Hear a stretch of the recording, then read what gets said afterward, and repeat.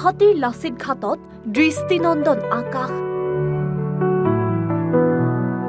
বৈচিত্ৰ্যশৈলী প্ৰদৰ্শনেৰে বিশেষ air show'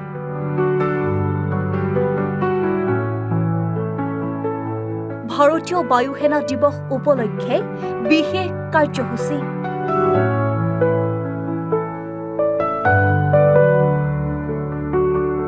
গুৱাহাটীৰ আকাশ বতাহত যুদ্ধ বিমানৰ শব্দ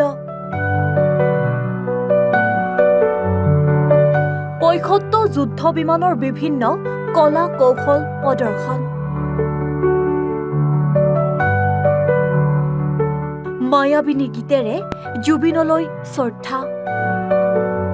দৃষ্টিনন্দন হৈ পৰিল গুৱাহাটীৰ আকাশ আকাশ বতাহ নিনাদিত কৰি কেৱল শুনিবলৈ পোৱা গ'ল যুদ্ধ জাহাজৰ শব্দ ভিন্টেজ যুদ্ধ জাহাজৰ পৰা আৰম্ভ কৰি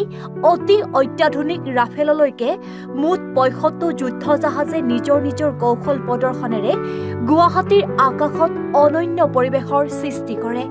বীৰ লাচিত বৰফুকনলৈ শ্ৰদ্ধাঞ্জলি জনাই লাচিত ঘাটৰ পৰা আৰম্ভ হয় ভাৰতীয় যুদ্ধ বিমানৰ এই বিশেষ শৈলী প্ৰদৰ্শনৰ কাৰ্যসূচী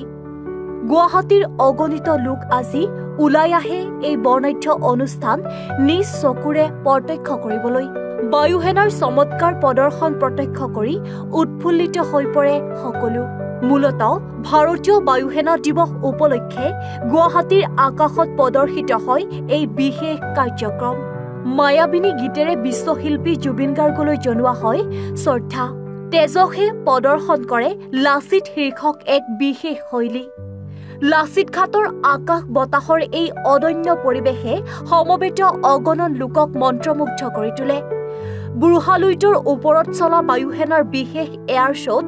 দৃষ্টিনন্দন কলা কৌশল প্ৰত্যক্ষ কৰি স্বাভাৱিকভাৱেই অভিভূত হৈ পৰে সকলো news desk report any Bharat 24